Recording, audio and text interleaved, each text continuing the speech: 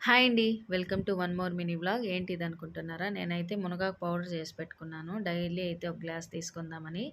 నాకైతే టేస్ట్ అస్సలు నచ్చలేదు. కానీ మునగాకులో అయితే హెల్త్ బెనిఫిట్స్ ఎక్కువ కదా! సో, అందుకనే చేసి పెట్టాననమాట. ఈరోజు పిల్లలకైతే బ్రేక్‌ఫాస్ట్ కోసం అనేసి ఉప్మా చేశాను. లంచ్ బాక్స్‌కి నూనొంకాయ పులుసు అయితే చేస్తున్నాను. ఇలా తెల్ల వంకాయలు దొరికితే ఒకసారి ట్రై చేయండి. నిజంగా చాలా బావుంటుంది. వంకాయలు కూడా చాలా మెత్తగా అయితే ఉంటాయన్నమాట.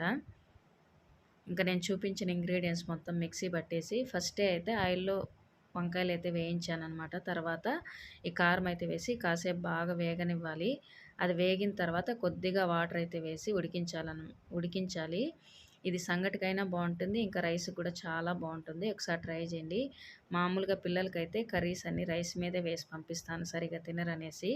కానీ ఇంక ఈరోజు వాళ్ళకి ఇష్టమైన కర్రీ అనేసి సెపరేట్‌గా ఇచ్చాను. ఇంకొద్దిగా ఎక్కువ కూడా ఇచ్చి పంపించాననమాట. మీకు మా వీడియోస్ నచ్చితే ప్లీజ్ లైక్ చేయండి, షేర్ చేయండి. అలాగే సబ్స్క్రైబ్ చేసుకొని సపోర్ట్ చేయండి. Thank you.